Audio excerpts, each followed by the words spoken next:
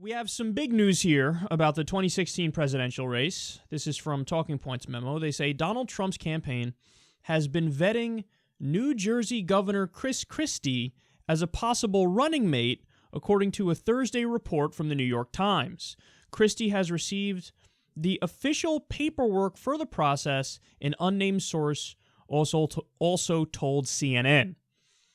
Now, apparently Chris Christie is on the short list here, and there's a reason why this sounds particularly credible and noteworthy this time around. So there's been whispers about him maybe becoming VP going back for a while now, but I think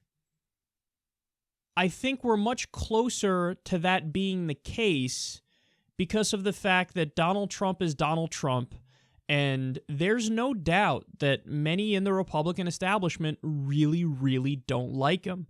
Now, Republican base voters like him. I mean, that's why he won the primary. So the base voters are all in the tank for Trump, but the Republican establishment is not. Neoconservatives, there are some prominent neoconservatives who've actually endorsed Hillary Clinton. So, you look at people like Bill Kristol, you look at some of the big money donors, Paul Singer, a Republican billionaire donor. All these people are like, we really, really dislike Trump. The Koch brothers don't like Trump. So the Republican establishment is against him, which means that many, many people in the Republican establishment have just outright dismissed the idea that they would ever be Trump's VP because they view that on some level, in all seriousness, as political suicide. Because everybody thinks that Hillary Clinton's going to win. Everybody thinks she's the favorite. And they think, well, if I, run with him as VP, I'm going to be the next Sarah Palin, if you will. Where now, everybody kind of realizes Sarah Palin is a joke. She was a joke all along, but now it's just so obvious that she's a joke. And then most people have some degree of shame where they don't want to attach themselves to a Trump ticket. And I wouldn't be surprised if Trump has been searching all over the place for somebody to be a VP outside of somebody like Omarosa. So who's left? Well, so many people have said, don't consider me. I'm not interested in that. Well, Chris Christie was the guy who was Trump's little bitch all along. Chris Christie was the guy who famously was behind Trump while he's giving a speech with that sad, sad look on his face like, yeah, I just made a deal with the devil. That's what I did. Now, a lot of people thought, including myself, he might have been gunning for something more along the lines of Attorney General. But if it comes down to it and he has no other option, would he go with somebody like Chris Christie? Yeah, even though Chris Christie's not that liked by many Republicans, period, at this point. He's really disliked if you look at the poll numbers. But I don't think that would stop Trump. Now, that would set up a really, really, really interesting dynamic, too. Because then you'd have Donald Trump, loudmouth, faux straight shooter, and Chris Christie, loudmouth, faux straight shooter, against Hillary Clinton and whoever she happens to pick. Now, if Trump indeed does go with Chris Christie, I think it'd be crazy for Hillary Clinton not to pick Elizabeth Warren. Because here's the thing. When you have the bullies, and they are bullies, I mean, call it what it is. They pretend like they're straight shooters, but they're not. They lie all the time. When you have people like that, you have to undercut their arguments and do it quick and do it effectively and do it in a strong way. The only person who you can see doing that, and you can rest assured they do it right, is somebody like Elizabeth Warren. And historically, people view the VP as the president's attack dog.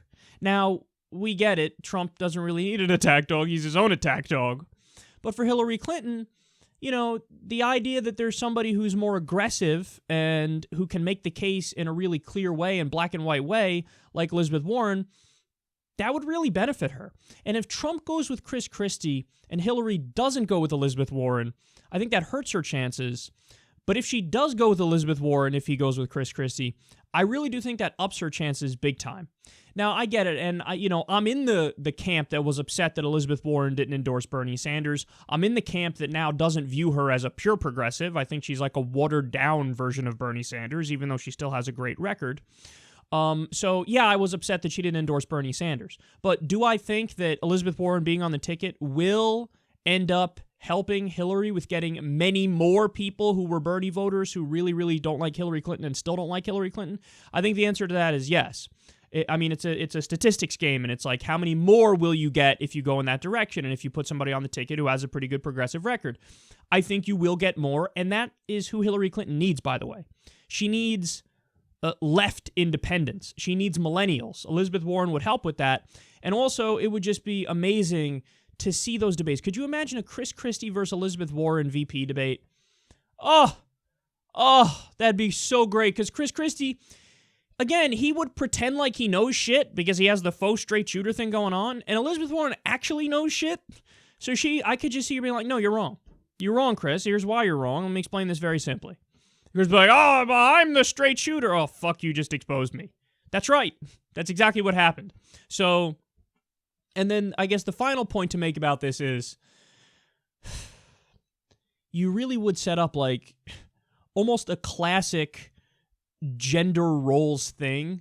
Like Donald Trump and Chris Christie kind of embody that old school, macho man 1950s masculine dominant role of like, yeah, I'm going to tell you what's going on here. I'm the man. I'm strong. Look at me. Oh, yeah, I'm an alpha male, type A personality over here.